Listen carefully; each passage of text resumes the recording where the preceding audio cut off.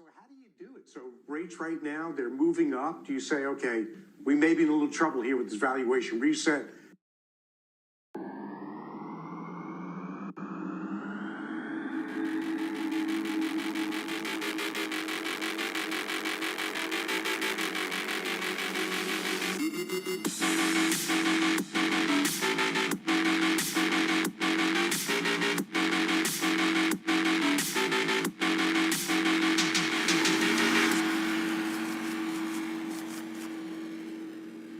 Well, what is going on, guys? Luke here today, and I want to talk about ARK Invest making a massive bet on this sector, and it's not genomics. Now, Kathy may be talking genomics, but that's not what she's buying up big right now. So I'll tell you which sector she is pouring money into and exactly what stock specifically she is buying, and guess what? I bet you don't own it yet. Heck, you may not have even heard of it yet. And all I ask for in return is that you just gently tap that like button or smash it or whatever and subscribe if you haven't already. So I asked you guys if you wanted it and you told me you did, so don't let me down. So per your request, I am adding my complete Building Real Wealth with Stocks course that is usually $300 to the Mastermind section in the private group. It's being loaded up right now for release, and if you already took the course, don't worry about it, I got you covered too. Just stick around until the end and I'll give you all the details. And there's actually 2 more courses coming exclusively to the private group only as well. And there is super discounted pricing for those that jump on it now, but it's also limited, so don't wait too long. Alright, enough of that, let's jump into what ARK and Kathy Woods are buying. Now before we get too far, let's set the table with Kathy's own words about the current environment we're in and how she is handling it. And this is exactly why I believe her buying this stock is such a big deal. So how do you do it? So rates right now, they're moving up. Do you say, okay, we may be in a little trouble here with this valuation reset. They're going to jump up another whatever up to, maybe 2%. Do you get in front of it or do you just take it as it comes? No, we use it actually. And so what we've been doing for the last 6 months is expanding the number of names in our portfolio. And we do that as a bull market extends, because in some ways it's a tax efficient strategy.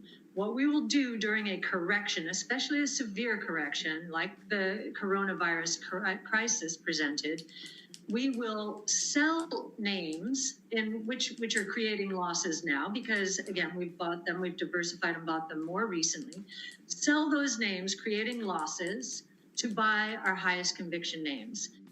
So the key takeaways there I want to focus on is she's basically saying putting your money into your high conviction plays only. This is not the time to really be doing a lot of speculating. So we know all about Tesla and the other big names out there, but who knew she was also considering 3D printing as a high conviction sector? I mean, we know she loves it, but it's kind of weird. She did not pour money into the stalwarts like Nano Dimensions or others like that. As a matter of fact, she added exactly 0 shares of Nano Dimensions and it got real cheap a couple of weeks ago. I know I added a bunch back then and so did a lot of other people. But again, based on her words, she is only buying high conviction plays. So I was surprised when I saw this stock showing up as buys day after day for ARK Invest. So the company ARK dumped a ton of money into over this correction is Markforged, or ticker symbol AONE.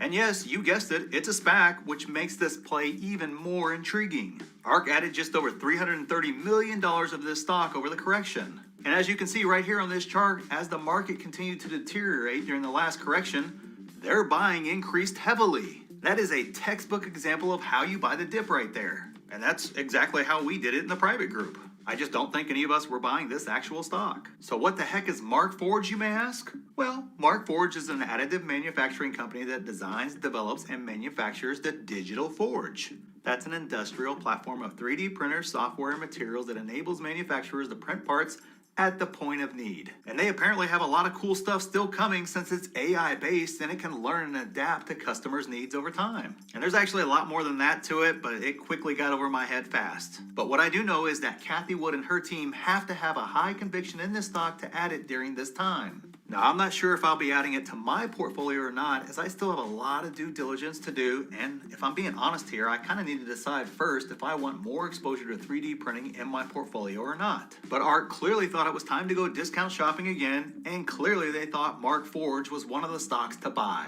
You can do it, you can do it, you can do it. So in addition to the private Discord, my buy and sell alerts, my watch list, live Q&As, exclusive videos that I cannot post here on YouTube, and you can actually have direct access to me, I will also be adding courses as well. Like I said earlier, there's 2 more courses that are in the works, and I will be releasing batches of lessons at that actually have direct access to me. I will my buy and sell alerts, my watch list, live Q&As, exclusive videos that I cannot post here on YouTube, and you can Discord, my buy and sell alerts, my watch list, live Q&As, exclusive videos that I cannot post here on YouTube, and you can actually have direct.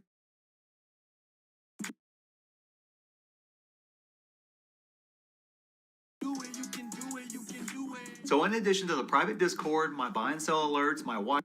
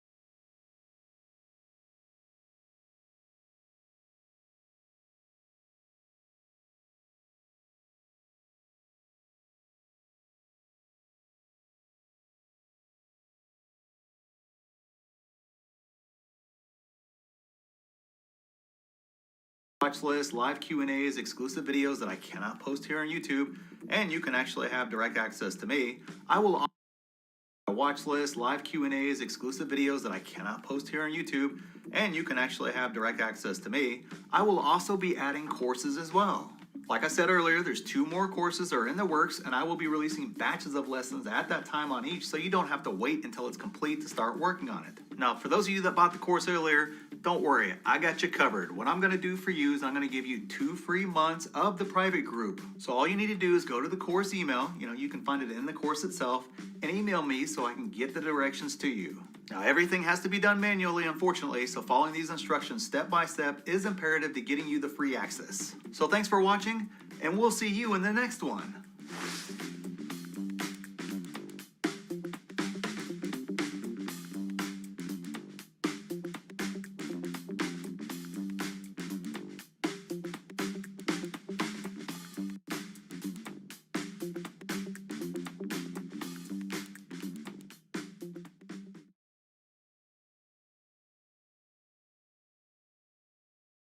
There's a huge government scandal going on that I need.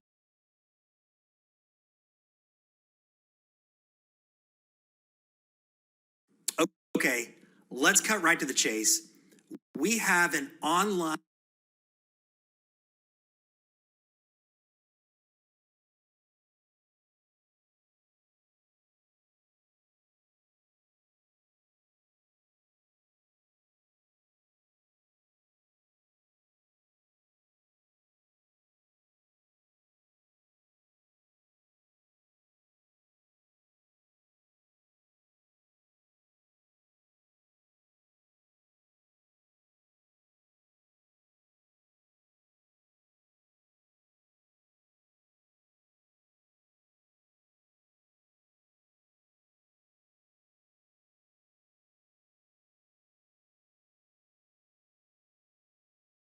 income generating system and software program. Okay, so as we get closer to the actual merger of CCIV and Lucid, And as Jim Cramer is saying that Lucid Motors could be the next Tesla, as we deal with more Apple and Lucid speculation, and as CCIV has been behaving pretty damn decently this week, well, I want to make a new case for CCIV as a buy. Then we will be circling back at the end of the video talking about some recaps on the day as well as some of the updates on our plays. And the only thing that I ask in return is that you hit that ravishing like button, and also don't forget to subscribe. You're probably already well educated on Lucid as a company, but let me just do a quick recap in case you missed something. Okay, so what we have with Lucid is an early stage EV that brings a lot to the table. It brings a management team that has a wide variety of experience, ranging from bringing the Tesla Model S to the market, the iPhone, to working with other companies such as Ferrari, Jaguar, Ford, Intel, and Volkswagen. It's got in-house manufacturing with their Arizona factories, which they say has a 34,000 unit annual production capacity as of right now. They've got in-house sales and service network infrastructure built. They've got over 7,500 reservations for vehicles received as of February 2021, and these are all things they've already accomplished, and they haven't even received the huge capital infusion from the CCIV merger yet, because that hasn't even been completed. But it's not all berries and roses, folks. In fact, there's a ton of things that can go wrong, and even though I like this company, you have to understand that there's a lot of potential things that can go wrong. They've already delayed their production to some undetermined time later this year. They have limited operating history since they are, again, early stage. Lucid also has to build a big name for itself in a field that is already pretty damn crowded. It's also subject to many of the same early stage production issues, lags, disappointments, and supply chain problems that dogged Tesla years ago and will almost certainly hurt Lucid as well. Most importantly, Lucid has no experience whatsoever in doing the production volume that it is estimating that it can do in the upcoming years. And all of these things are real issues that you have to know about if you're thinking about buying Lucid, and especially if you're thinking about holding Lucid. But all of this aside, the real question to me is whether their car is superior. Right now, this whole company is staking everything on one thing. It does not matter how competent these people are. If this product isn't competitive, if this product doesn't sell,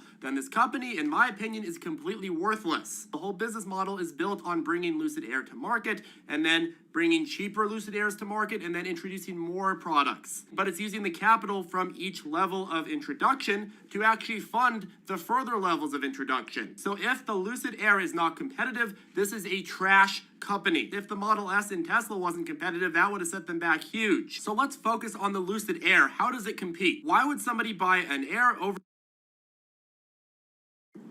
If I gave you $25,000 today, what would you do?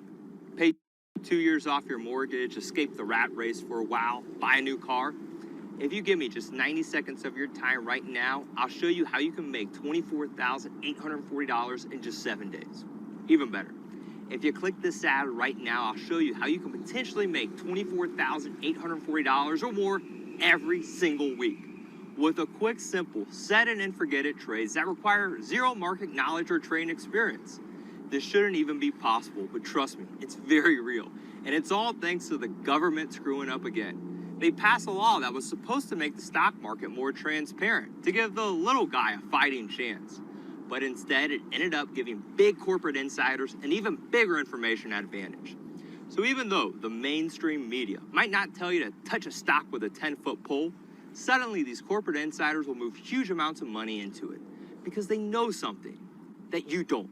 And sure enough, 24 hours later, that stock will explode. It happens all the time. I call these insider moves shadow blitzes. And whenever I see one, I know that the stock will spike within the next 24 hours. When I discovered that shadow blitzes were so powerful and so predictable, I hired a team of world-class programmers to build a specialized tool with the same power as institutional hedge fund technology, a tool that can reliably detect these shadow blitzes. So while everybody else is hearing about a big market explosion on the news the day after they happen, my system is able to alert me over, say, a Tesla Model S or a Porsche Taycan. Well, let's start with pure aesthetics. We'll start by comparing it to the Model S. So let's look at the current interior. So the current generation Tesla Model S sports a minimalistic and famous approach to the interior. Very clean and nice looking, but minimally luxurious. Even their newest redesign on their top car looks very sporty, but it's also very minimalistic, and it's hard to call this an upper-end cushy luxury car. This is more of the same ultra minimalistic approach with a little bit more sport thrown in for good measure. But then you look at the Lucid interior. With this one, you've got a myriad of well-placed screens, specially stitched steering wheels, more intricately detailed leather accents on seats. You've got a retractable touchscreen in the middle. Even when you compare the back seats of the Lucid to the back seats of the Tesla, these are both the top of the line seats, and you get a completely different impression of the segment that these cars are in. I haven't sat in the Lucid Air seat, so it's hard for me to say if they're really comfortable, but based on just pictures alone, you could tell this is a completely different seat we're talking about. The details in the interiors of these two are miles apart. I get the impression that the Lucid Air has a much more luxurious and thought out interior, a strong and effective effort to compete in the luxury segment. Whereas with Tesla's interior, I kind of get the impression that they're like, hey, we're the future. We don't need to compete. We're not even trying to compete because this is a whole different type of car. Obviously, that's been a very effective strategy for Tesla. But when you're talking about cars at this price range,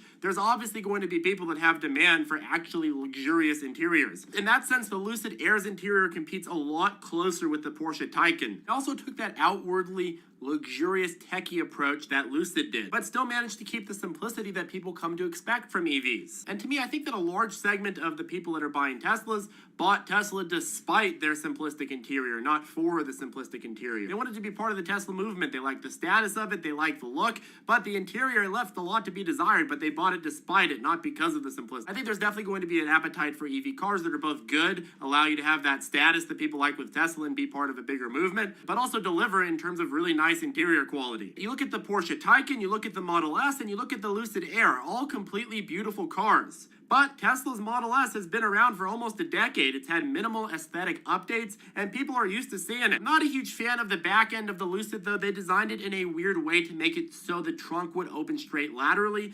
Certainly something different, but it's not something that I'd want in a sedan. But what about battery range? Well, the Lucid Air's top model has a 517-mile range. Tesla Model S has a 412 range, and the Taycan a 227. And keep in mind, these are Lucid's reported numbers, and we've seen companies in the past inflate their numbers to points that they actually can't deliver on, but there's a decent margin for error here for Lucid Air to still be very, very competitive. And that, at the end of the day, is what buyers are looking for. Battery range that's competitive. In terms of performance, I will say that the performance of the top model is well below Tesla Model S's new Plaid model, which boasts 200 miles per hour. $68 trillion. That is how much money is up for grabs in the next 12 months. Hey, I'm Brian Fouts, CEO of the Elevation Group, the biggest online investment club in the world, and I want to give you my brand new audiobook, The Bank of You, completely free. Now, since 2010, we've had the honor and privilege to help thousands of people from the middle class unplug from the commercial banking system and become their own bank, just like the super rich do. Now, that $68 trillion, it is not what you think it is. That money is coming from the conventional investing systems, stocks, 401ks, bonds, and it is going to banks, including ours.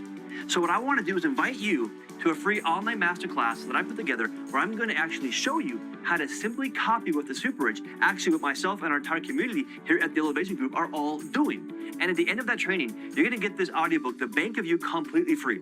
There's a link either above me, below me, somewhere on this page. Click that and get your free ticket. But here is the short version. Billionaires and bankers, they don't just survive economic meltdowns like the one that we are about to experience, by the way. They get 100 times richer because of them. I'll both prove it and explain how in just a minute, so keep watching. But you need to get informed and get ready. Now, this free audiobook is the fastest and easiest way to do it. And I want you to have this for free. By the way, it's yours, take it, no cost, no shipping, no strings, just my gift back to the universe, back to you, when you attend our next virtual workshop that goes along with that audiobook. Now, there's one starting here in just a few minutes, so click that link below me, above me, wherever it's at, click that link and get your free ticket right now. Because no matter what, you need to be there. Because listen, I've been where you're at right now. It's no fun. Uncertainty in times of volatility is everyone's worst nightmare. But here at the EVG, at the Elevation Group, we don't have uncertainty. Because when you are your own bank, when you have the same self-banking setups of the super rich, everything is certain and everything is guaranteed. Now, this free book and the accompanying masterclass is me paying it forward. Because if I would have had this book coupled with the information, the tools, the apps, the resources, the connections that you're about to get on this free training, I would not have lost everything in 2008 and 9. In fact, I would have gained everything. Now, the title of this presentation is How to Use the Black Box Investing Secrets of the Super Rich to Make Millions Off the Incoming Market Crash. Now, at the Elevation Group, we are positioned to create multi-generational wealth from this event. By the way, even members who have no money, they are positioned to create multi-generational wealth from this. Now, how? You'll find out because you're about to do the same thing. And you're going to do this without your 401k. You're going to do this without the cash casino, which is the stock market. And most importantly, without using your own money. Because newsflash here, the super rich, they don't use their money to invest. They never did, even when they were super broke, which is where they all started. It's where I started. It's where Elon Musk started. It's where Jeff Bezos, John D. Rockefeller. By the way, read their bios. They came from dirt just like you and I. But everyone starts with nothing and uses everyone to get everything. It's where you may go ahead and get your start right this second by clicking the link above or below me right now. But Power and top speed to the 168 miles per hour top speed of the Lucid Air, as well as a faster 0 to 60 time. Get the popular Porsche Taycan Turbo S. It has significantly less range than the Lucid Air, it has a lower top speed, and it's slower 0 to 60 than the Lucid Air Dream Edition. Certainly net, the Lucid Air is very, very competitive here. In terms of charging, the Lucid Air reports it takes 20 minutes to charge 300 miles worth of battery. You compare that to Tesla's 15 minutes for 200 miles or Porsche's 22.5 minutes for 160 miles. My thought process is that this is obviously a competitive product, and it seems like it's going to sell very well. But at the same time, the disadvantage is that, well, Lucid doesn't have that same brand name reputation as Tesla or Porsche. And that's something that's very hard and costly to build. And it also takes a lot of time to build it. Let's be real. If I was deciding between a Tesla and a Lucid and they both have the exact same specs, let's just say they had the exact same looking car, I would choose Tesla. Why? Because they've been on the road for years. As a result, I'd have more confidence in them. This is a huge problem for Lucid. They have to develop that. And it's a question of whether they're going to be able to develop that enough to hit these requirements or hit these goalposts. And that's in a much more crowded field than Tesla had to introduce itself into. So something to think about. The first few years of Lucid are going to be extremely important because that's when it's going to establish itself. That's when it's actually going to test the market and show us that people are actually interested in this car. But I think that if they can just do an okay job of this, then you got to look at the multiples that EV car companies in the US trade at. And if you do that, it looks like Lucid has a very, very long way to climb. And I didn't even mention the other products that Lucid could go and make money off of. We're just focusing on the main product, the Lucid Air, and the higher range Lucid Air because that's the one that's coming out first. And with Tesla trading at a market cap of $649 billion even after its huge sell-off, if you look at that valuation and you look at where Lucid is right now and where they could be in terms of growth 2-3 years from now, it's not terribly difficult to see this reaching $100 billion in market cap. Once they start rolling out their models and they're on the road and they show proof of concept, there's a very high likelihood that this trades at a huge multiple just like Tesla did. And if it hit $100 billion, you'd be looking at about $62 a share. So something to think about, folks. Let me know what you think down below. Okay, next, some recaps on our plays and the market condition. So the market was a bit squeamish today as investors worried about the Fed changing their tone tomorrow on inflation. This has been a normal occurrence for the last couple of weeks. People are worried about the bond yields and inflation and all that good stuff. But squeamish is a good time to scout out some good deals on plays. Keep your pinkies up and your eyes open. In terms of our ticker of the day and one of the big recaps that I want to do, I want to talk about ZOM, Zomedica. They had a nice final run in the pre-market after they announced that they had jumped to sell their first commercial product of Truforma this morning. They told us this would come at the end of the month. They ended up jumping the gun a couple weeks early. On one hand, that's good because we got the pop this morning. On the other hand, well, we don't have 2 more weeks to pre-anticipatory run. When you have pre-anticipatory runs, after the actual news comes out, people take profits and it gets beat down. So this coming early is kind of unfortunate. However, on the flip side, if we see Truforma getting sold to more and more clients and we get those news catalyst drops over the next couple of weeks, we should see some spiking. So we have that going for us, and I'll keep you updated in the briefings and on the videos. That being said, if you bought the dip on this one and you got a good entry price, I would say take some profits off the table. Hopefully, if you were planning on holding this to Truforma, you had a trailing stop loss on, and that today's pullback locked in some of your profits. And you can also leave some in the game for future spikes when they sell Truforma. In terms of our short-term plays from the briefings, one of our top performers today was SSY. They jumped on their patient expansion plan earlier in the pre-market this morning. However, I was hopeful that when more volume came in. With Fundrise, the same kind of real estate investments that have powered the world's strongest portfolios for decades are now available to you. From properties generating income today to developments appreciating for tomorrow, the power of real estate investing is now in the palm of your hand. Join the community of over 150,000 investors who are building a better portfolio with Fundrise today.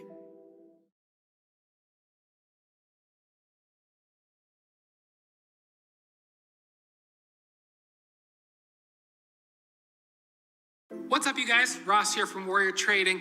I want to come on here and make this quick video because today was amazing. In the first 5 minutes of day trading this morning, I made market open that we'd start seeing a bounce. It did actually happen, and we got a nice run up to 762, but you do want to make sure that you're locking in your profits on these plays. Catalyst plays never last for long. STRM was another one. We briefed on it here because they signed a new contract for its innovative next-gen healthcare with a big Arizona client. I speculated early on that we might get a bounce, and we did get a bounce. We briefed on it in the 230s, and it went to the high 3s in a nice bounce today. ENZ, decent bounce as well. This was on achieving their patent. SVRA, another one of our briefing plays, decent bounce after getting hyped up by an analyst. These are good plays to scalp because analysts like to pump stocks, and this is a good opportunity to scalp some pumps. CANF and ANVS, though, these were little dirty teases. In those cases, locking in profits or cutting losses quickly is of utmost importance. Selling out at the break below the SMA line, validation, or trailing stop loss. There's just no way that you can predict exactly how far a catalyst will run, so risk management is so important on these. Ruby, another one with a decent bounce after announcing their positive phase. Data, pretty good as well. Hope some of you guys caught these. This is the full list of our morning catalysts from today. I hope regardless of whether you are in ZipTrade or you are not in all of these, that you're at least learning from the recaps. The reason that I go deep into detail on the channel is so that you can actually learn from the recaps even if you're not in the program where you actually see me talk about it. Or I should say type about it because the briefings are in text, but you get what I mean. Anyways, folks, that caps off the video. If you have any questions, feel free to reach out to us below or join us on ZipTrade or Circle. If you'd like to learn how to trade with like access to our private chat, daily morning briefings, as well as our price targets on all of our plays, well, go ahead and click the link in the description below. Coupon code YouTube15 will get you 15% off at checkout. And if you'd like to sign up with Webull, get some free stocks, and be able to trade in the pre-market and the after hours and make Charlie smile, then go ahead and sign up with Webull in the link below as well. Deposit $100 to get those stocks. And as always, have a great day, and I'll see you in the next video.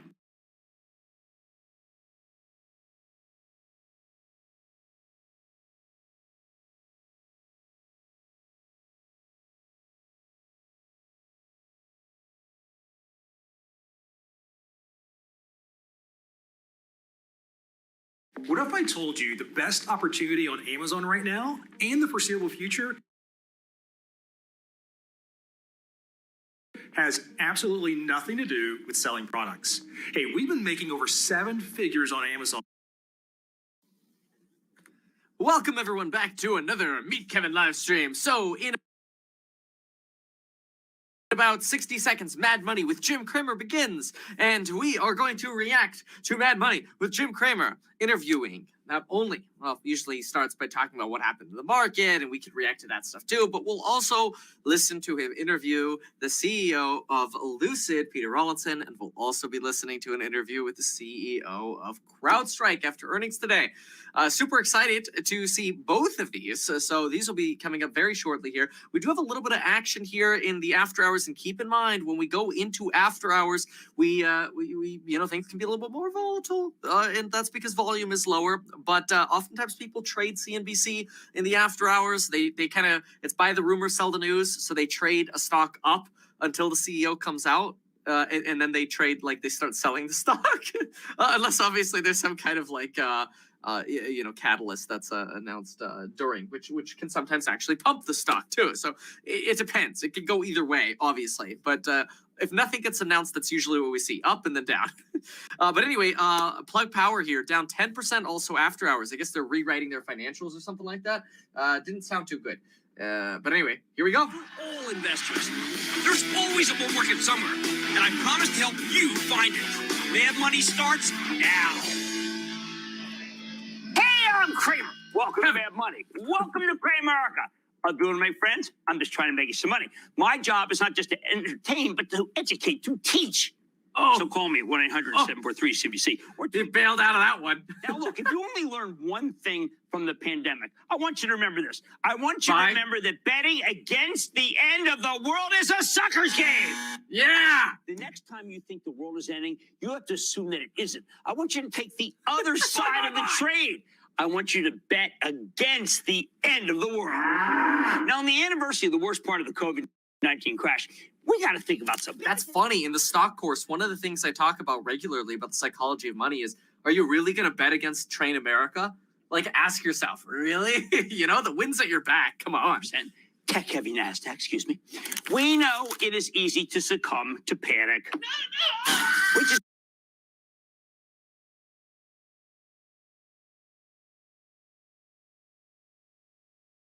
I want you to bet against the end of the world. Now, on the anniversary of the worst part of the COVID-19 crash, we got to think about something. That's funny. In the stock course, one of the things I talk about regularly about the psychology of money is, are you really going to bet against Train America? Like, ask yourself, really? You know, the wind's at your back. Come on. Tech-heavy NASDAQ, excuse me. We know it is easy to succumb to panic, which is what happened on March 16th last year, when the Dow dropped nearly 3,000 points and the S&P gave up 12%, not in a year, not in a month, but in a day. You know what's crazy is earlier they were playing the clips and showing like all the pain from March 16th. But March 16th last year wasn't even the bottom of the market. March 23rd was the bottom of the market. So you had to sit through that crazy pain of March 16th, get to the bottom of the market on March 23rd. We got a little bit of reprieve, and last year we actually double dipped on April 3rd. That was what we were calling at the time, and I remember this because we were streaming very frequently like this. Mostly in the private course at that time. We didn't really have as many public lives, but the W-shaped recovery is kind of what we called it, and it was very, very quick. Let's listen to him a year ago. Not only are we not out of the woods, but man, if you're in travel, you're in leisure, entertainment, restaurants, okay, hotels, aerospace, bad. All right, bad. I don't have anything good to say. I haven't anything good to say since the Super Bowl, and I redouble my not having good to say. Redouble, not anything good to say. Now the question is, was that a misread of the situation? Absolutely not. If anything, it was the opposite. See, I was pleading with policymakers to do something, to think big, because this was... He's making an excuse basically for saying don't buy travel at the bottom of the market, and now it's recovered a bunch. I wanted action. The time had come to part the waters, and the waters had to be parted by the president, the Treasury Secretary, the Speaker of the House, the Senate Majority Leader, and most important, the Federal Reserve. What's amazing is that the seeds for the turnaround were actually planted in that same 24-hour news cycle.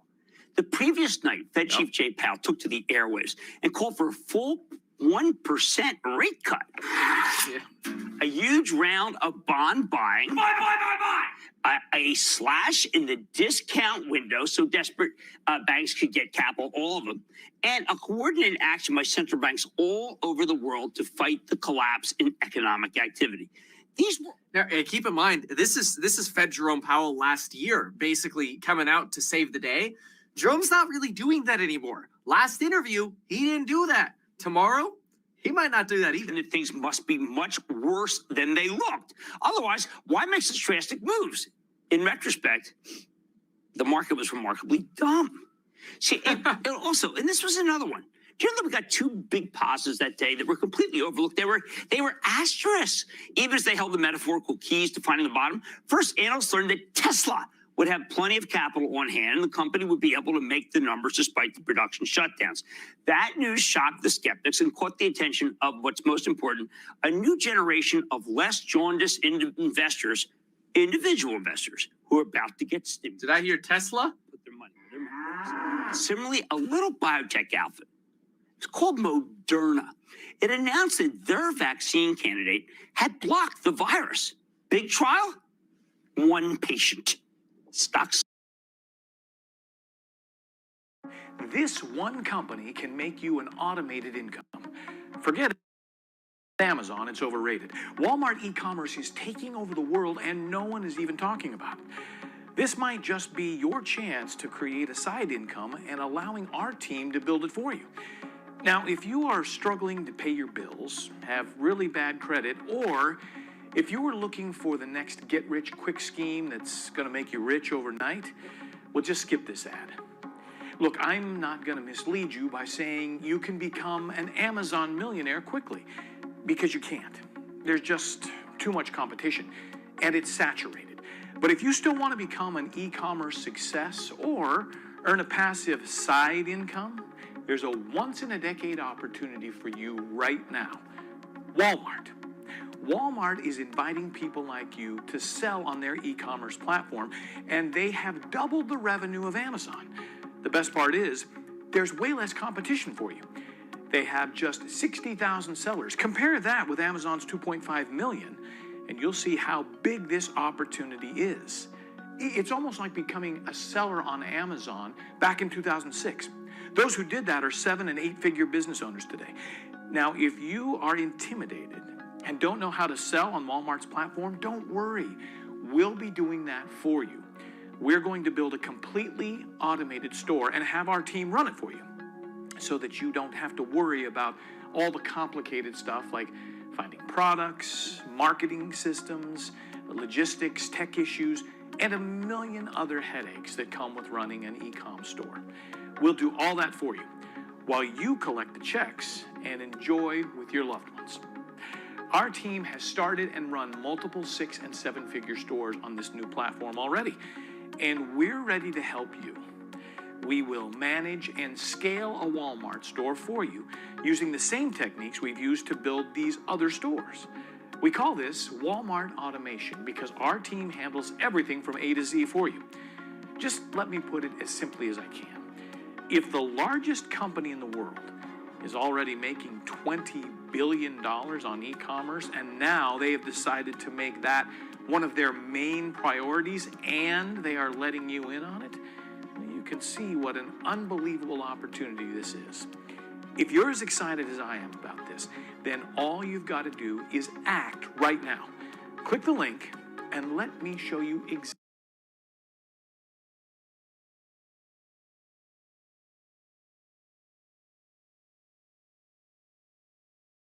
Stock soared 24%. Over the next few days, Treasury Secretary Mnuchin worked with Congress to put together. It's interesting how he's kind of like relitigating what happened in the past. Because look, dude, Jim, you and your staff didn't know what the F was going on either, okay? Everybody was freaking panicking. You were not freaking out about travel to be a political activist, man. Look, I like you, Jim, but you were not trying to be a political activist. You're like, oh, crap. You know, that was definitely one of those moments where you're pushing this button. Oh, wait, there's an ad that popped up. This button. Sell, sell, sell. Yeah. Doesn't happen. And you know what? That was it.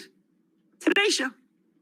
Ever since this market's run up practically in a straight line, as it became clear that Powell wasn't kidding, he even went so far as implicitly backstopping corporate bonds so that troubled companies could keep borrowing money and wouldn't go under. Now, Wall Street stayed skeptical, though, as many high-profile hedge fund managers roiled the market with their own negativity. But when individuals got those stimulus checks from the government, the craziest thing happened.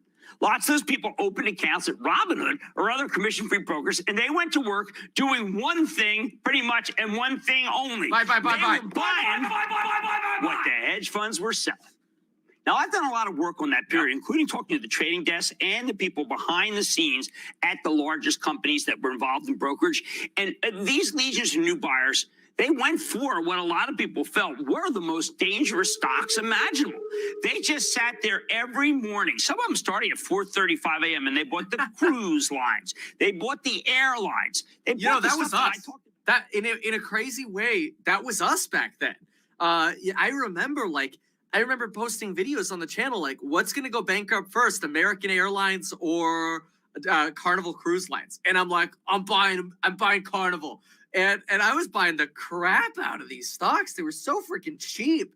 Then I sold most of my recovery stocks with some fat gains and moved them over into tech in the summer and real estate.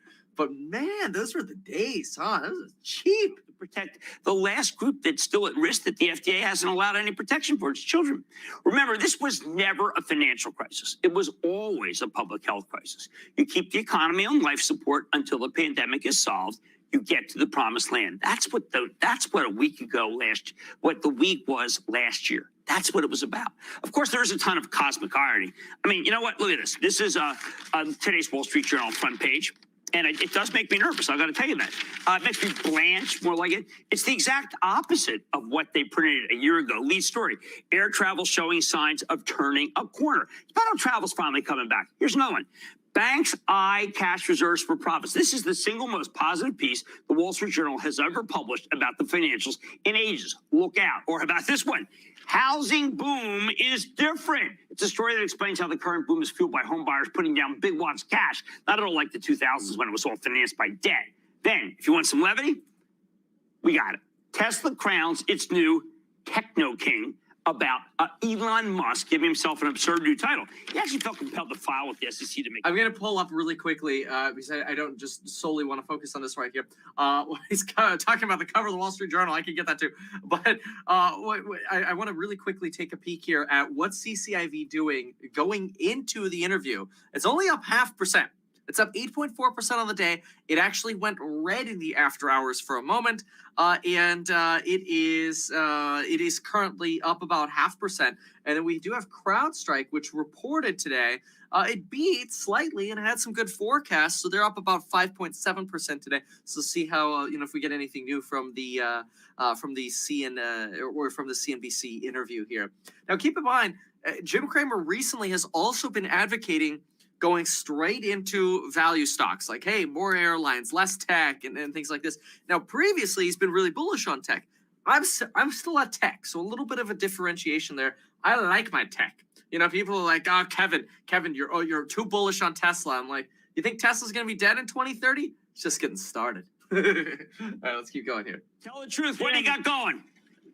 I first like to thank you for doing everything that you do to help us investors in this big pond we call investing. Well, thank you. My question is on Funko, ticker symbol FNKO.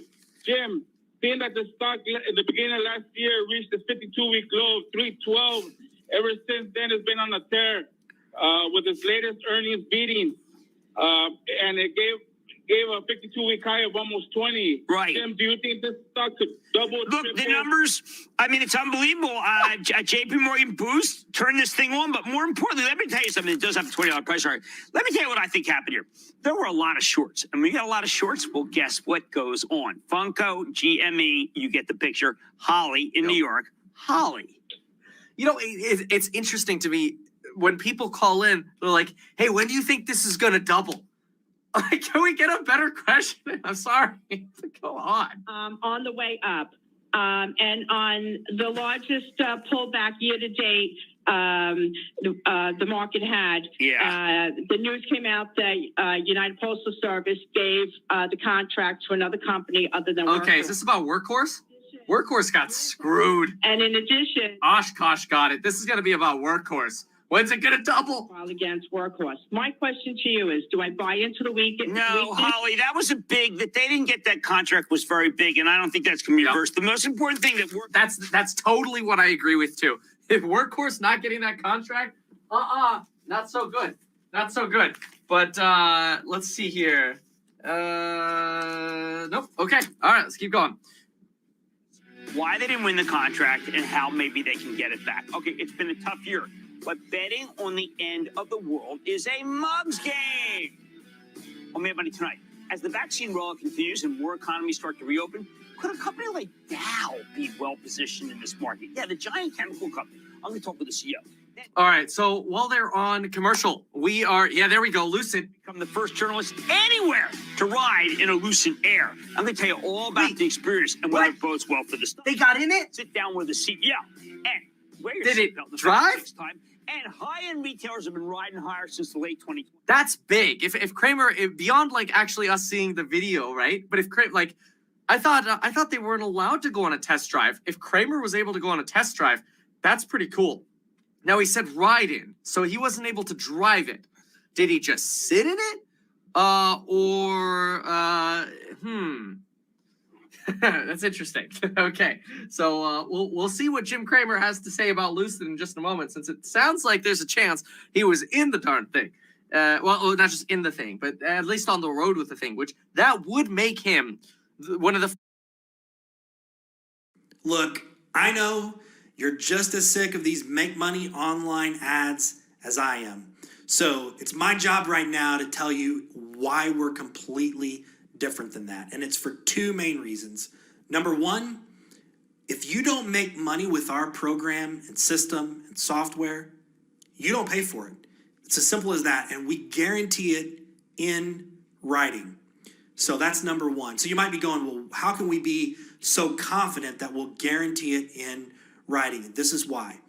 We have completely eliminated all of the typical hurdles you and others have run into trying to start an online business and generate revenue online. So there's no website required. There's no email marketing. You don't have to sell to people. This isn't a network marketing or MLM thing. You don't have to pay for inventory. None of that. What we have is completely unique and different, and it simply works. If you take action. One of the first people to be outside of Lucid in the car on the road as a passenger. Exactly. That's cool. That's good news. So we'll see. And again, good news could be a catalyst for the stock in the after hours. We'll see what happens here. Pinterest at $74 in the after hours while we're on commercial waiting to see this interview with CCIV. We got EBIX about $32. Did close out of that one. As that was the last swing trade I made here. I've been a little slow on the swing trades because I've been so we did so much crazy buying during the crash. It was great. I'm like rebalancing now. I'm not really doing anything actually. When I say I'm rebalancing, I mean I'm just trying to wait for more dollars. But anyway, what else do we have here in the after hours? So we got to figure out what's going on with Plug. I'm gonna pull up the Bloomberg terminal and figure out what's going on with Plug. Excuse me. Let's just go ahead and use here. See, okay, here we go. Look, we could just use Webull. So Webull comes in clutch here with the news page here. Webull, by the way, make sure you can you can sign up for Webull. Go to mettkevin.com/Webull, deposit $100, and they'll give you up to $1,850 in free stocks. It is a lottery, though, how much you get in free stocks. The big thing is the platform. It's pretty awesome. So, Plug Power to restate previously issued financial statements. Plug Power, a leading provider of turnkey hydrogen solutions. To me, 2030 play. You hear hydrogen, you say 2030 plus. And when I say 2030 plus, I don't mean gangbusters in 2030. I mean, I start thinking about investing in it in like 2027 is kind of what I mean. I feel the same way about Gevo. That doesn't mean I don't like the industry. It doesn't mean I don't like the companies. It just means it's too early in my opinion. It's already so early. It's still so early in Tesla. And people think I'm insane with my projections on Tesla. There's a missing realization of how early we really are in this. It's incredible. Anyway, Plug Power, building a global green hydrogen economy, announced today it will restate previously issued financial statements for 2018 and 19. Okay, so these are older, and it's quarterly filings for 19 and 20. Oh, okay, which will be disclosed in their year-ended December 31st, 2020. The conclusion with their accounting firm and their auditors, blah, blah, blah, blah, restate errors in accounting primarily related to several non-cash items included the reported book value of its assets, loss accruals, impairment, the classification of certain charges, resulting in a decrease in research and development expense and corresponding increase in the cost of revenue. Ooh, that's not good. People do not want to hear that. People do not want to hear that you've been misclassifying expenses as research and development when they're actually not research and development. Like, just because you're mopping the factory floor in the research and development department does not mean you are doing R&D, right? Like, when people look at R&D, they're like, oh, you guys are spending on, the next gen product, not mopping the floor, right? I'm making an extreme example. I don't know if that's exactly what happened there. That's not good for Plug. So that is making people nervous here. Okay, Jim's back. Industrial average and the S&P as the last holdouts finally freaked out about COVID.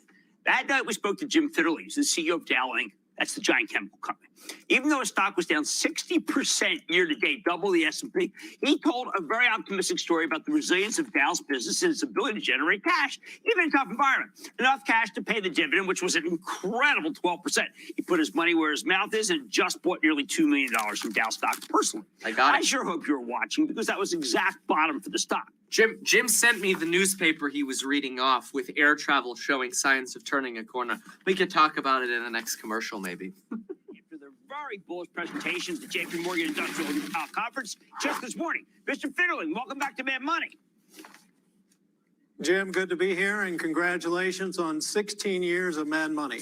Oh, thank you, Jim. Thank you very much. Gotta get through the small talk here. Okay, I'm going to come back to them in just a moment. I want to just quickly finish this on Plug. The revised accounting will change how the company accounts for certain transactions and items, but it is not expected to impact the company's cash position, business operations, or economics of commercial arrangements. The company expects to achieve its previously stated gross billings. So it's still going to be on target. It's just that R&D thing is going to create some issues for Plug Power. So in case you're wondering why you're seeing some pain at Plug Power, there you go. Pretty good eye on what is happening in the global economy. And we felt good about where things were going. We didn't feel good about where we were at the time, but we also felt that we were significantly undervalued and things were not as bad as they were going to be portrayed in the market. And we'd seen China start to come back from the pandemic at that point and get it under control. And now we're starting to see that rebound in the United States. Third quarter and fourth quarter were strong, and we finished the year strong. More than $14.6 billion of cash and committed liquidity, paid down $2.6 billion of debt, kept our costs under control, supported that dividend. And we're back to pre-COVID levels now, even without the industrial economy really coming back yet, or without the service sector coming back. Where's Lucid? Let's go. Here's the JP Morgan conference. Look at this. Here's a guy, he says on March 8th, trough to peak. Oh, well, thank you, because we know we're supposed to sell at peak. Then today, the cat is out of the bag. Oh, I see. Everybody knows it's good, so therefore it's bad. I look at it and I think, you're huge in housing. You're huge in auto. We did have a storm that actually benefited you, but the parts of the U.S. economy that are just beginning to be on fire or have been on fire are down parts of the economy. They are. Look, 25% of what we sell goes into housing and housing-related purchases. That's up double digits. Even home resales are up double digits here in the United States. I think that looks strong. We don't. I will say construction is absolutely crushing it right now. And it's funny, I mean, Jim Cramer did pick a bullish front page of the Wall Street Journal to pick on here. The front page of the Wall Street Journal, for example, listen to this on the housing boom is different. Jim Cramer didn't mention this, but I just did a quick little skim of this here. I haven't actually read this yet today, but I did just read this section here. The housing boom is different. Mortgages are stricter. We actually talked about this yesterday in my housing crash video about mortgages being stricter. But listen to this line lifted from literally today's Wall Street Journal. The line says, the residential real estate market is on its biggest tear since 2006, just before the housing bubble burst and set off a global recession. That doesn't sound so great, right? But listen to this one. Yet in nearly every meaningful way, today's market is the inverse of the previous boom. Safer mortgages, higher credit scores, 30-year fixed rate loans, people less leveraged. It's crazy. And yeah, the construction, like people are like, Kevin, there is for sure inflation because just look at housing. And it's like, wait a minute. Yeah, when interest rates go down, housing prices go up, which creates a lot of excess demand on housing, which could push prices up temporarily. That is not a sign of permanent inflation, though, or persistent inflation. So we got to keep those two things separated. And I know that drives a lot of people crazy because it's like, oh, well, Kevin, everything I say inflation, you say is not. I'm like, no. I just think certain things are temporary. Certain things are more permanent. Okay. E-commerce shipments in, and you see that adhesive that holds those together. That's a hot melt adhesive, and that's a high growth space for us. This guy's just going to talk about building products and how they're kicking butt in housing because he knows housing's kicking butt. So let's pump the stock on, on housing related products. I mean, in fairness, he did say 25% of their revenues come from building related products. I'm pretty sure I've used some of their products many times before. Looking at the chart here for this company, let's go to the afters. I have, honestly, I have to say, I've never considered even buying this company. Not saying that that I wouldn't, but you know, I guess it just doesn't fit the bill of my usual bullish tech, change the world kinds of company. I'm waiting for Lucid. CrowdStrike is going to be interesting as well. So we got to get this interview out of the way first, though. Let's keep listening. Successful to get Sadara refinanced. Sadara was positive equity earnings in the fourth quarter, and it looks like it's going to be that way in the first quarter. It's been running well, and of course, it's benefited from the growth. This guy's set, okay? And I know I'm being distracted here, but look at this guy's set. He's got backlighting, like his hair is well lit, his shoulders are glowing. He's up there like an angel or something like that with that lighting. It's crazy. And I think we've turned the corner. Well, Jim, I don't even have my backlight on. Last year when you're on 12% dividend, people are talking about you having that. I got to start thinking about you boosting the dividend. I'm going to do that right now. Your stock's too cheap, still has a good yield. Are these things in the cards? Are they, or am I just too hopeful? Well, first things first, I need to get CapEx back up. I've got some organic growth investments to capture some of that growth. And so we've moved CapEx up $350 million this year. And I want to make sure that we sustainably grow into that dividend and support it long term. That's a very good dividend, but I also need to grow the top line and the bottom line for our shareholders. Well, you have done great for your share. I don't want your dividend. Okay, I don't know if you could like I don't have that awesome glow he has. I did turn my light on, but dang, that lighting is sick. Thank you 1 year later for coming on with those great numbers. Jim Fitterling, Chairman and CEO of Dow Chemical. Always good to see you. Stay safe, Jim. It's still not. Dude, I gotta get myself lighting like that. That was freaking awesome. He looked like photoshopped over there. Okay, so CCIV should be next, which is gonna be really awesome. Man, I am jealous. Anyway, so while we wait, there we go, coming up. The CEO of Lucid Motors hops in the driver's seat for an exclusive interview. Just ahead. I want to see Jim behind the wheel. Where's Jim? Get him behind the wheel. Okay, let's see what else they had to say, because Jim was talking about this, so I figure we may as well look at it here. Air travel showing signs of turning a corner. Well, we know that's true. For the last couple weeks, we've really seen major numbers going through the TSA. Airline stocks going crazy. Bankside cash reserves, that's going to be a bigger thing. And they got that front page middle on the Wall Street Journal here. U.S. banks are sitting on a pile of cash that could turn into billions of dollars profits. In the coming months, banks are expected to free up tens of billions of dollars in reserves they set aside to cover soured loans, losses that still haven't materialized. Whoa! Oh my gosh, I remember this. So last year, we went into bare bulb without a diffuser. You need a hair light. I have that. It's above my, I think it's just too, like I'm always worried about casting that big shadow down if I have this on too bright. So I just have to turn it on more. But anyway, I remember last year when the crisis was started, we would analyze bank earnings reports on this channel.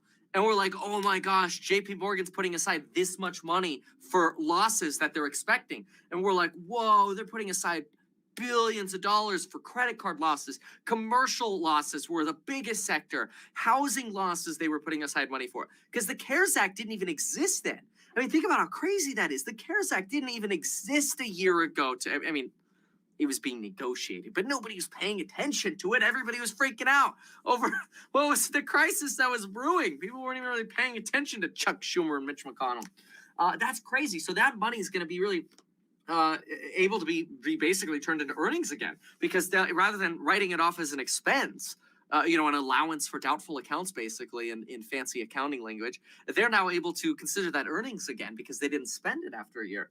That's very good. Wow. Okay, so bank executives aren't so worried anymore. The economy has outperformed the bank's internal forecasts. Vaccine distribution is ramping up, and a $1.9 trillion stimulus package. A lot of positive reasons to feel good about the recovery here.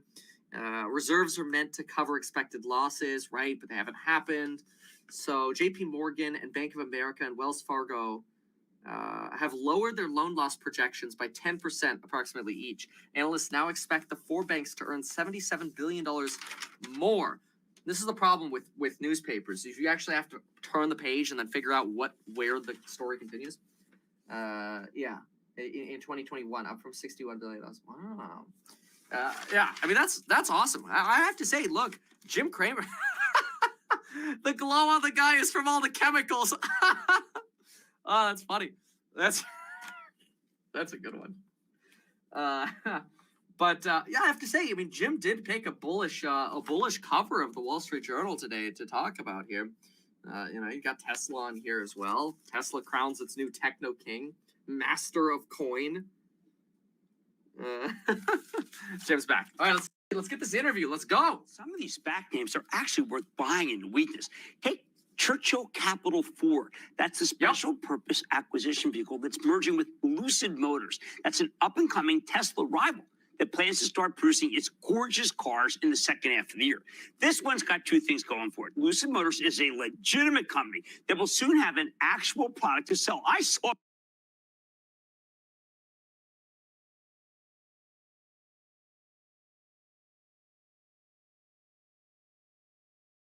for myself yesterday and was wowed. Plus, Churchill Capital stock. You said you wrote in it. It surged to around 65 before we knew the terms of the deal. Then it got cut in half over the next couple of days when the reality couldn't keep up with Wall Street's irrational exuberance that was stoked by inaccurate news stories about the company's intentions. I think the stock's very enticing at these levels. Do not take it from me. Let's dig deeper with Peter Rawlinson, the CEO and Chief Technical Officer of Lucid Motors, to find out where this story's headed. Mr. Rawlinson, welcome back to Mad Money. Great to be with you, Jim. All right, so Peter, I took a ride in your car yesterday in the Lucid Air, and I echo many people when I say, how can I get one? When can I get one? Because this is the most exciting technology delivered. I don't think I've actually seen him with glasses on before, Peter Rawlinson. Thank you so much. And we're nearly sold out of Dream Edition. We've just got a few reservations left. And our run of 500 is very nearly sold out. And we've got a very large proportion of our pre-orders for the following Grand Touring version. And our order book is filling very nicely. So roll up or you'll miss out on Dream Edition. Well, look, I got to tell you, I'm not sure exactly what speed I went and how we slowed down and spun around. Maybe just tell us how quickly, because I think one of the things that's important. Did you ride in it or not, Jim? Range performance, or you get that was a bullcrap memory right there. That was very weird. We often have batteries that go long and the performance is awful. You got them both, right? That's what I saw yesterday. Indeed, Jim. And we've got this unique fusion, this blend of performance and range. And we achieve that through our in-house technology. All the technology that underpins the car, the drivetrain technology, a battery pack, a motor, transmission, inverter, and the Wonderbox and the software that glues all that together. That's all in-house. It's all proprietary. Yeah, he said he wrote in it. I did hear that earlier, but no pictures, no video, and his recollection of that memory was really weird. Call me skeptical and jaded. Range that's much longer than a large-scale rival? Indeed, and versions of Lucid Air will achieve over 500 miles range on an estimated EPA cycle. Now, I know that you said you're almost sold out of everything. I mean, if I were to pay $170,000 for a Lucid Air, when would I be able to get mine in 2020? 2020, November. We're starting production from our purpose-built EV plant in Casa Grande in Arizona in the second half of 21. So very soon now. Now, I think it's in November, just in terms of being in our great country. There are a lot of factories that get built, and maybe there's 200 people in them. There's almost no new greenfield factories that put people to work. Tell us about your plant in Arizona. I'm so excited about it because we've got a great team of associates working there. We're giving them high-tech, great jobs in a great working environment, and we're bringing jobs and employment in high-tech auto industry to the state of Arizona. We've already got several hundred people employed. We'll bring on a second and a third shift as we progress through 2022. And we're already planning for our phase 2 of that plant, the expansion, which we'll implement in 2023. A lot of this is old news, like autonomy. Let's go. Let's hear some more new stuff. Units per annum. When we bring in the SUV Project Gravity, hopefully in Q3 of 23.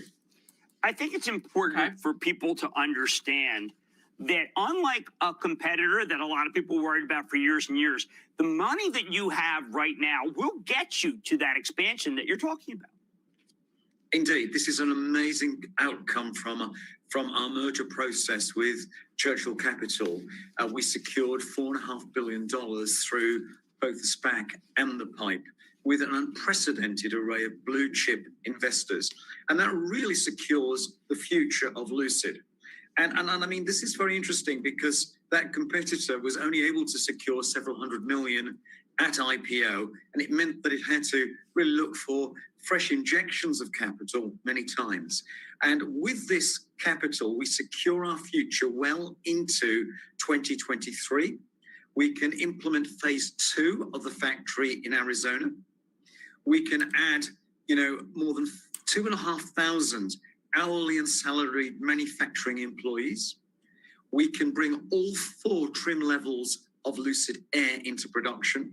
and we can get Project Gravity well along the path to production with prototypes built and a lot. Please talk about autonomy. And then there's the sales and service and R&D activities that we have got a very clear runway with the security of funding. We're in a very, very healthy position. You and I both know that the internal combustion engine is a dinosaur.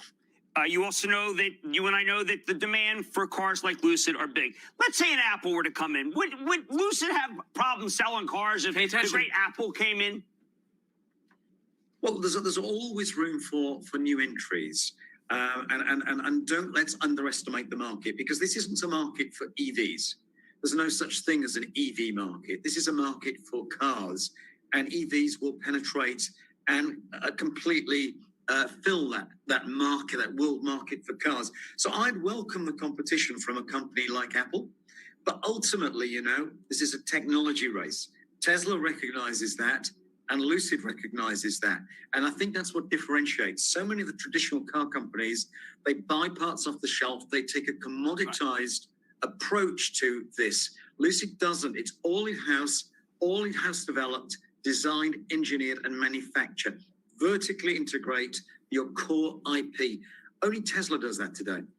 Well, and I was privileged to be one of the first people to ever ride in one. And it was the most, I would say probably the most exciting he's had me in many, many years. Peter Rawlinson, it's a joy to have you, CEO and CTO of Lucid Motors. Really good to have you on the show, sir. Jim, come on, man. Come on. Where's this vertical integration on autonomy? Where are the pictures from this ride? You know what? I'll reiterate. It could be the next Tesla. Mad Money's back there for the break. What? Coming up. We're not looking for the next Tesla. We're looking for the first real pure EV competitor to Tesla. That's what we're looking for. Jim, oh God. Why? Can we just get this guy on the channel here and ask some real questions? Of course it's selling off, because this is what happens. I literally said this at the beginning of this stream. I'm like, if they don't say anything new, it's gonna go up and then it's gonna go down. That's what happened with AMC. That happens every time. You gotta give us something. The only thing he tried to do was give us something we already had, which was we're now sold out. We're almost sold out on our reservations for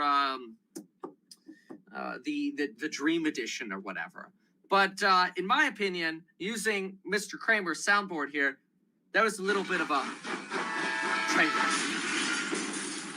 Come on, man. Why? Why is no one asking him about the autonomy? Why is Jim not a selfie in the car? Not a video from the car? Why? That's freaking weird. And even the way Jim was describing, he was like tripping over his memory of, oh, that was exciting. Really? Like what part? The acceleration? The self-driving? or what? I don't know. I'm pissed. I'm not happy.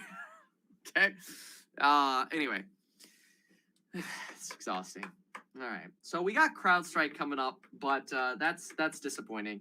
CrowdStrike is up 5.4% of the after hours. See what happens here. Churchill Capital flat in the after hours. It's at $31.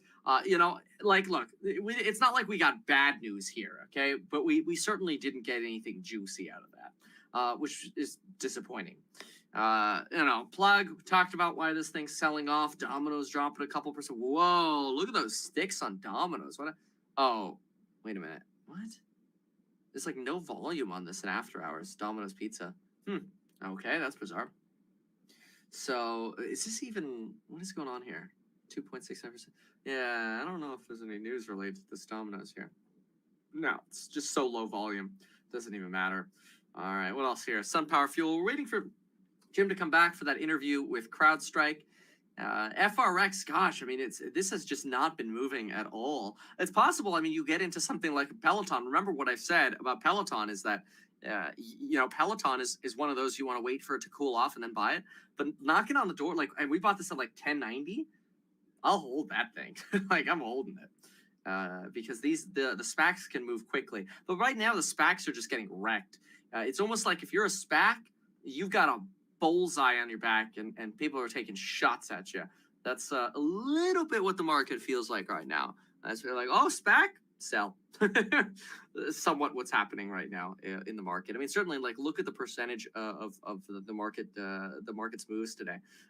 Here, just the smaller SPACs, the momentum companies sold off today. All right, Jim's back. Let's get to CrowdStrike. After a counter trend day, the red hot reopening stocks just got marked down, in some cases crushed, while the recent losers actually regained some footing. I think this is the perfect time to circle back to some of the high-end retailers that been let's just say they've had huge gains in the last 5 months and maybe getting a chance to buy them. A year ago, as the whole world went into lockdown, it felt like we were dealing with retail Armageddon. Hold on. Somebody sent me this picture. That's not riding the car. Climbing in the front is not riding the car. Is this what Jim's talking about with riding the car?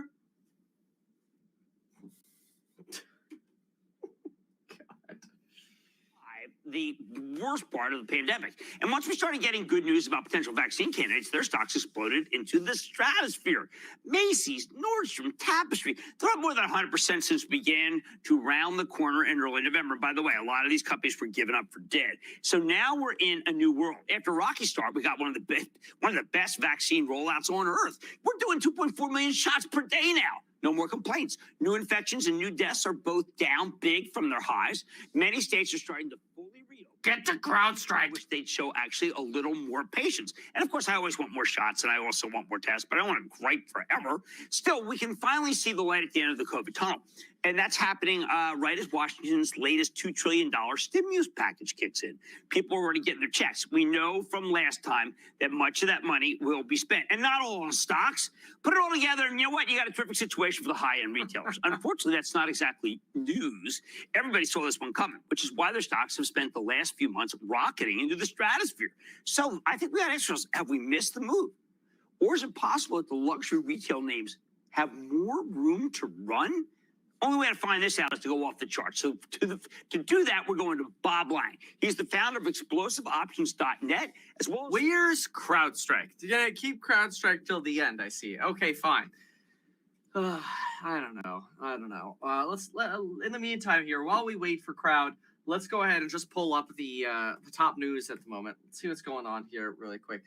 Don't care so much about this other interview. Sorry. So while we wait for CrowdStrike, let's see what we got here.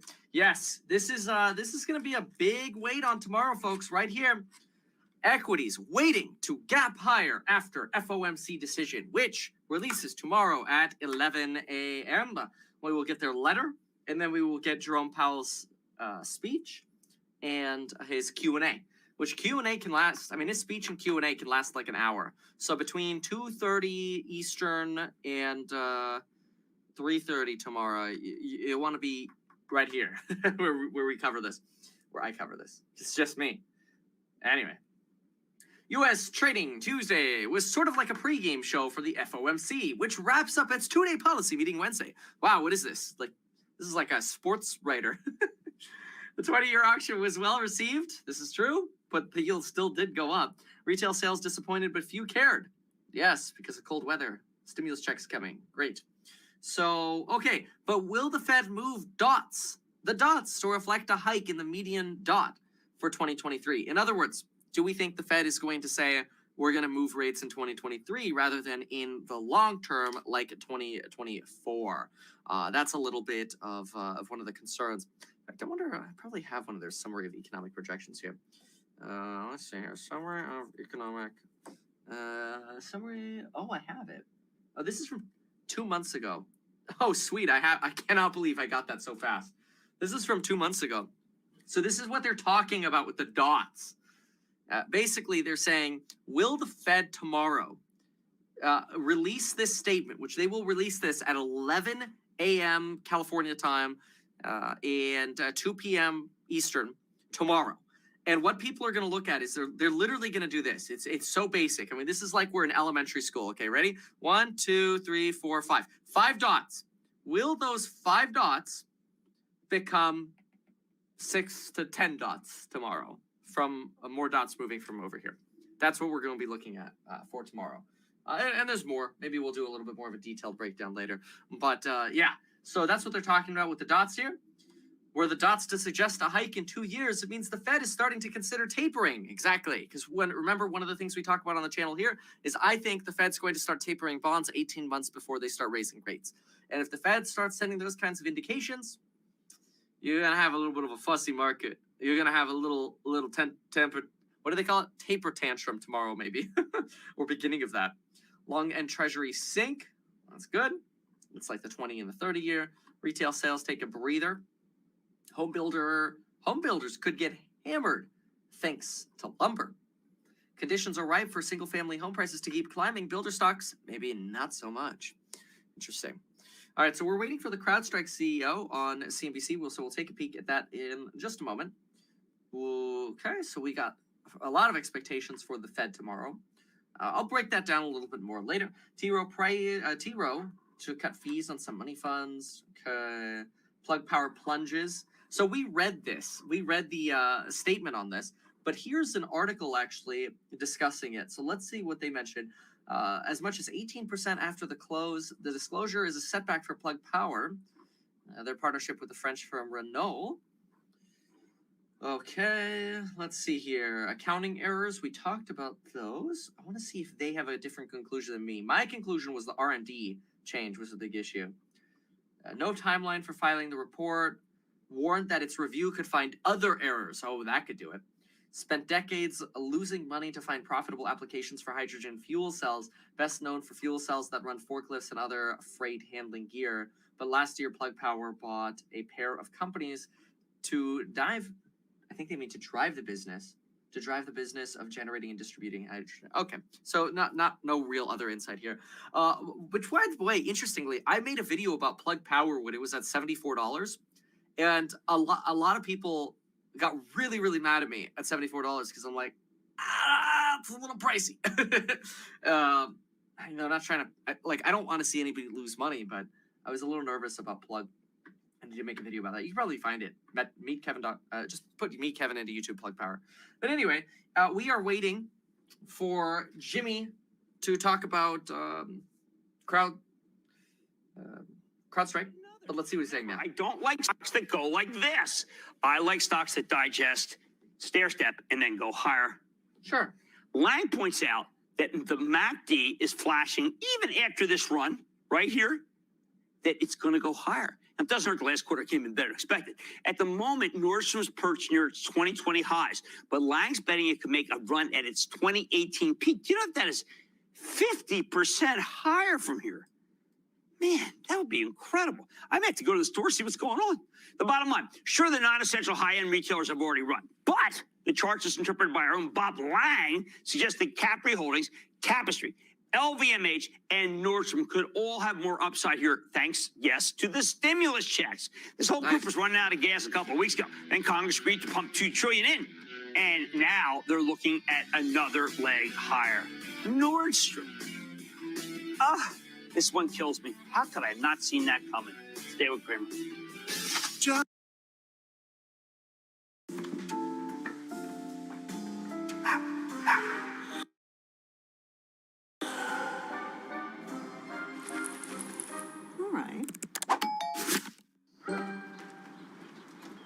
Vistaprint, your partner in an ever-changing world.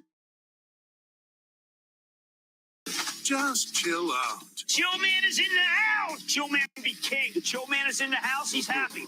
The lightning round is... All right. Okay, let's see here. What's this? So, I mean, we know the Lucid has driven before, so this isn't a surprise. Hold on a sec. Somebody posted this on Twitter. So, here's a Twitter video. Yo, guys, that's your boss? Oh, shit. This is Lucid, yo. Oh, my God. I'm right in front of, like, Classic Club of Manhattan. Oh, shit. Okay. And then somebody else mentioned that they saw that there was a video in... Does this count? Let's see here. No, he did say he rode the car. Where's the video? They sent a video of Kramer in the car. Where? Can somebody somebody help me find where this video is of Jim Kramer in the car? Lightning round? I don't see it. What? Lightning round's not on yet. Neo's okay here. Lightning round. Yeah, again, we're still in commercial here. Did I miss the lightning round? I don't think we did. Maybe we did. I don't know. Okay. So, yeah. I would love to see Jim actually in the car. Anyway, I will stay tuned looking for that. It's crude Photoshop. Kevin is too skeptical today. I don't know if I am. Yeah, okay, he's in the trunk. Right. That's not what I'm looking for, okay? I'm in that chat that you're saying here. When can I get one? Because this is the most exciting technology. Yeah, I mean, getting in the trunk is not getting in the car, or like getting in the driver's seat. That's fine, but the car wasn't moving. If that's what we're talking about here, you know, he said he rode in it. I don't consider riding a car physically entering the car. Like if the car turns on and moves, I see this, Sarah. I see it. I'm looking right at this. I do not see. Somebody please show me Jim Kramer in a moving Lucid. Oh, is he in it though? Hold on. Maybe that was it. Hold on. Okay, he gets in. Okay. Wait. Is he in there? Maybe he is. Okay, good. That actually gives me faith. That maybe I missed. That's good. Is he in there? Can we tell? We see him get in, but then we see it roll. Let's see. Because the window's cracked. It could, okay, maybe. Yeah, you see his arm. Okay, that's good. Okay, I stand corrected. How did we miss that? That's good. That's much better. Finally, they showed a video. Did they show that later? Well, good job, whoever got that video. Good job. That's much better. I'm happy now. I'm much happier now. Thank you. He's in the back sleeping. Somebody says it's fake. That I believe. So thank you. I appreciate that. Okay. Thank you, Sarah. Shout out to Sarah. Thank you. Thank you. All right, let's get back to CNBC. I'm a first-time investor. Thank you for inspiring me to get in the game. Your show is the best. I am so glad you're on TV. Yeah, we're waiting for it. I didn't see that live. I don't know where that came from, but I didn't see it live. We were distracted by Rollinson talking. Could have been. Thank you for that. It's time. It's time for the live replay. What is that? That's And then crowds. Okay, lightning round, then crowd strike. Come on, the light round. Can you start with Jacob in Florida? Jacob. Hi, Jim. Booyah. Thank you so much for everything you've done for young physicians, immigrant physicians like me, and you've helped me a lot. Thank you. So I have a question for you. There is a company that is been majorly owned by hedge funds and as well as partially by China, and now considering the big competition among the EV makers and the recent pressure that's been on the stock. So I would like your impression about MP. I've had MP on several times. I like them very much. The stock has had a very big move up, but I do think it is a terrific situation. Wait, are you kidding me? I need Lane in Michigan right now. Lane. Hi, Jim. Thanks for having me on the show. Of course. Lane, what's up? I'm calling to hear your feelings about my long-term holding of Duke Energy. Yields 4%. I like it. I am absolutely fine with it. And I must have gone over on another segment because it looks like it's the end of the no, I left more time. And that's why we're going to take Oscar in California. Oscar. Hey, Jimmy Chill, love your show. Chill man here. I'm calling for HPE. I can't believe this thing has come back and it's got new life. And I've got to tell you, I like what's happening. At the same time, I'm going to tell you, it really already has happened. It's up 32%. Time to go. And that, ladies and gentlemen, the conclusion of the... That was short today. Yeah, the hand movement was a little interesting. Okay, come on, CrowdStrike. Let's do CrowdStrike. So thank you. I really wonder when they showed that video because I totally missed it. I wonder if it was when I was playing with that light because I feel like an idiot for having missed that because I was very closely paying attention at every other second. But that's good. So we saw them drive. So Jim was right. He was in it. I was overly jaded and I was wrong. That makes me feel better. Good. I like that. Now, maybe it was a boring test drive, you know, like, hey, let's take you around the parking lot. Who knows? Who knows? Let's see what's happening in the after hours while we wait for the CrowdStrike CEO. So we got, let's go to all stocks here. See, yeah, this is what I saw too. And this was what made me skeptical when I didn't initially see Jim in it. It says, unfortunately, CNBC policy prevented a test drive. But maybe you are able to ride in the back. Like test drive would mean driving, right? Like actually putting your foot pedal to metal kind of thing. So okay, fair. I'm happy again. At least somewhat happy again. Anyway, okay, yes, Plug Power continues to sell off. Well, we've got Zom, Silver Spike. These guys selling here in the after hours here. 2% down on GameStop. Fuel Cell after a miss this morning. Not much love over here. Tattoo down 1.4. CRISPR's also down. Churchill and after hours now down 1%. You know, we got the ride out of the way with CCIV, but still an unimpressive. I feel like a little bit of an unimpressive interview. I've got some serious questions for CCIV I would love answered, and I'm not getting them yet. Specifically regarding autonomy. I'm not worried about I don't think the car is fake. Like, I think it's real. I'm not so worried about it. I was skeptical with the way Jim was expressing excitement over the car, but then, I don't know, stumbling over that a little bit. But then again, he stumbled on his intro today. He stumbled on the lightning round, so maybe it's just a bad day. Ubiquity here, folks, up 6% in after hours. I called this one out this morning as being a company that I love. I love this company. I'm not as heavily invested in this company, I feel like, as I should be. So if there's a company that I want to start getting into maybe next, it might be Ubiquity. Well, we'll see. We shall see. So what else do we have here? Luminary and After Hours. Still waiting for the CrowdStrike interview here, so we'll have that come up in a moment. Let's see. What else do we have? C3AI. Okay, up a little bit. A lot of the stocks up, just mixed here. Everyone's just sitting on the fence right now, waiting for the Fed. We've even got Tesla down about 0.5% in the after hours. So let's see here. But so CCIV, right? CCIV, I think, down 0.5% as well. Oops, not Crown Castle. There we go. CCIV down about 1% now. Okay, this should be our CrowdStrike interview now. If you're spending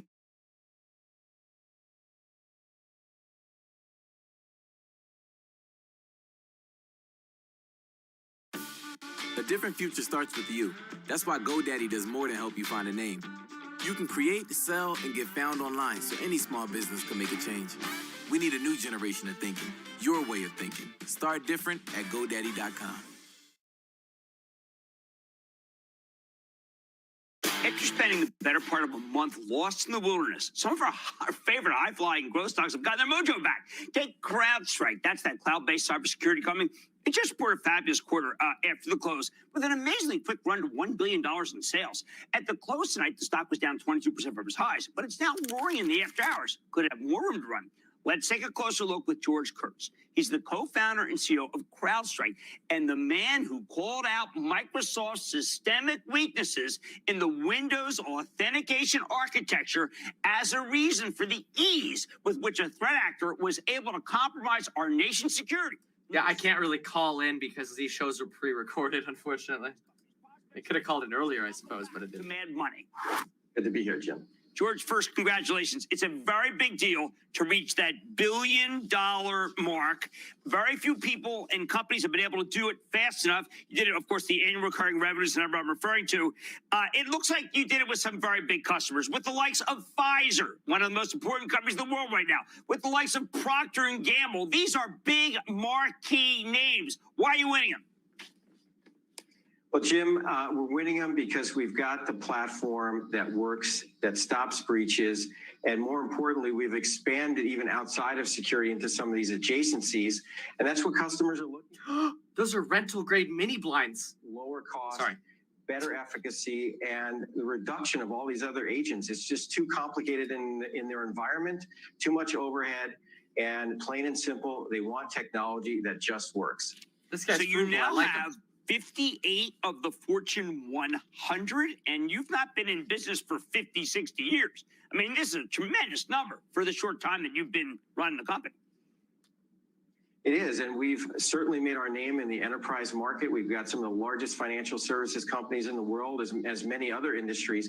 But the beauty of the SaaS platform that we've built, Falcon, is that not only can it protect the largest enterprises, but it can protect the smallest SMBs. And the reality is these small customers, they don't have the expertise. They're still under attack. Ransomware is as bad as it's ever been, and we can provide industrial level security to even small customers. And we've seen that with the acceleration in our customer growth. Have you been able to stop the pandas and the bears?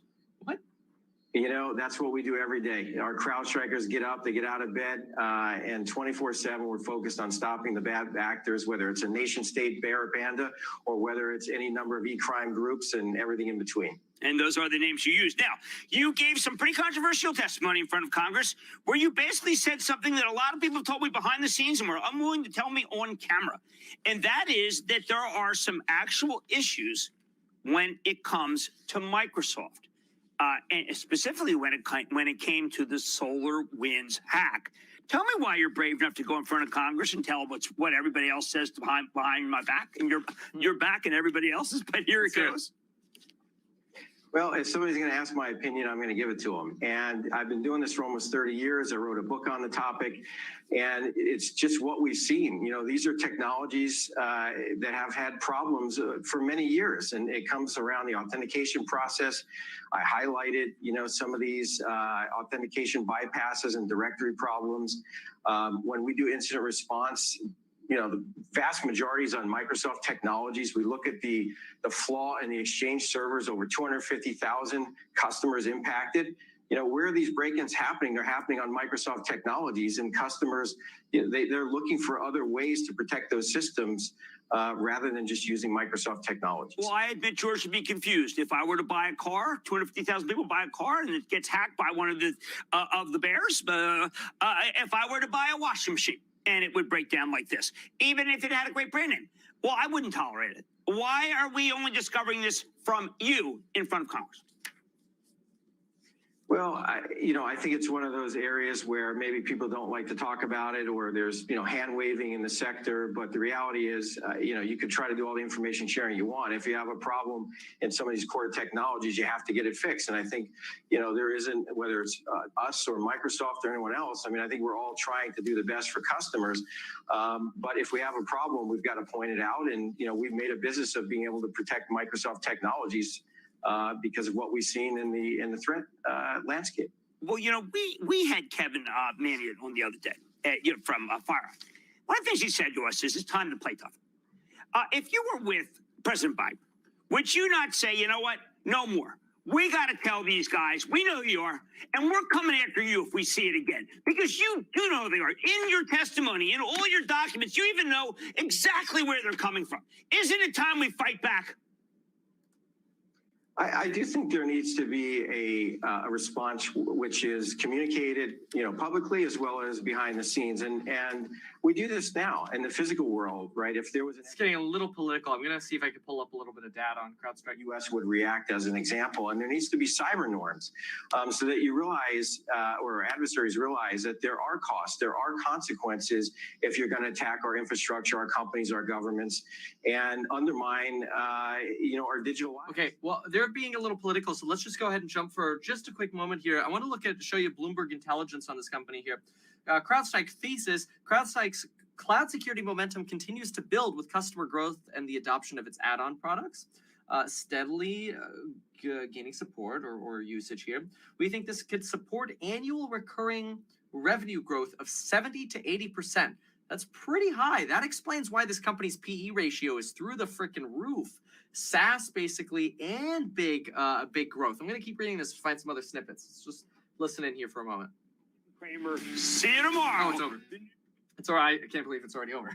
Okay, never mind. It's already over. So a little bit more here on CrowdStrike multiplier effect for crowd workloads. Now this, okay, let's see. The cloud security market could double through 2024 as on-premise workload migration creates a 10x multiplier effect in terms of containers and Kubernetes instances. Can somebody please explain what I just read? Wow, I'm gonna have to do some more research on this one. Okay, geez. Whew.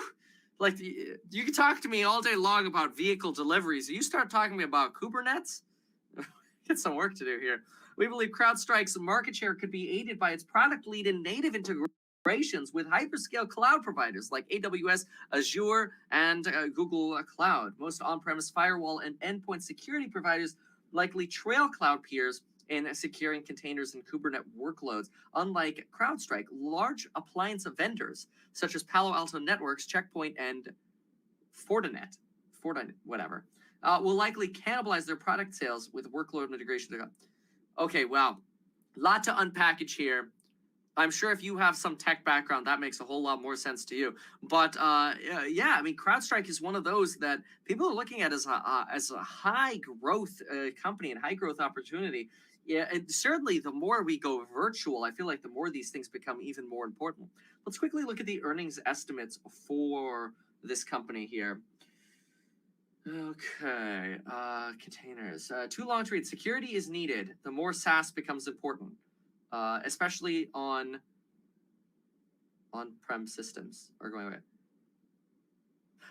I understand security becomes more important as SaaS systems grow. The more you use Snowflake, the more you need security. I get that. The more you use Palantir. But does Palantir have their own security? Or does CrowdStrike provide security for people maybe logging on to the Palantir system? I don't know. Be interesting to find out. Earnings, I want to see projections. Can we get some projections here? Earnings estimates? No. Let's see here. Earnings history. We want okay, maybe here. Let's see. I want some estimates. I want some juicy numbers going forward here. Can we get some juice? Yes, we can. Here we go. Let's go to 2024. 2024 consensus for the end of 2024 is earnings per share of around 40 cents with revenue of $660 million. What are they at now? Right now, we are sitting at, here we go, Q1. Let's go, here we go, Q4. So somewhere around 137, oh, here we go, actual. 264 million. So that's almost, what, a 2.7x or something like that in revenue over the next 5 years? It's a big business. It's something to pay attention to. That explains why we see such high multiples on this company here. There's no difference between $5 and $15. Cub or net ease? Kubernetes? Okay. CrowdStrike provides a security front to overly simplify. Think of antivirus software on your laptop. By default, your laptop has it, but you need something like CrowdStrike or Firebase to make it a true firewall that gets updated with the latest. Oh, okay. So kind of like a McAfee, but maybe for like maybe a more commercial application, maybe something that's deemed more robust, huh? Okay, container, small footprint apps written to use and share the underlying operating systems with other containers. Kubernetes allows you to easily manage a bunch of containers. Well, Kubernetes. Okay, well, I got some work to do. It's really interesting to me. I like the growth potential that's coming into the world here, especially into cybersecurity. And I think the CEO was right on when he slammed Microsoft. Hate to say it, but you hear about this being a problem much more than you hear about it in certainly Apple products. Not to say that Apple products are immune, because they're not. Okay, somebody said okay, here. Thank you, the way lets you manage and orchestrate the okay. Okay, I'll do a little bit more deep diving on CrowdStrike. But anyway, we saw the interviews.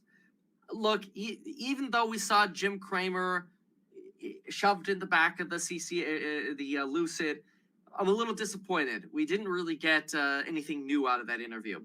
Little disappointed there. Jim, it's not the next Tesla, but it has the potential of being the biggest U.S. competitor to Tesla. And that's what I'm looking forward to. So anyway, thank you all for being here. I appreciate you being here. We will see you tomorrow with the Fed. Probably post something else later today as well. Check out the just the extended, probably only to like the 17th or the 19th on that coupon, because I gotta change the marketing, and the price is going to go up and of the courses. So anyway, folks, thank you so very much for being here. We will see you.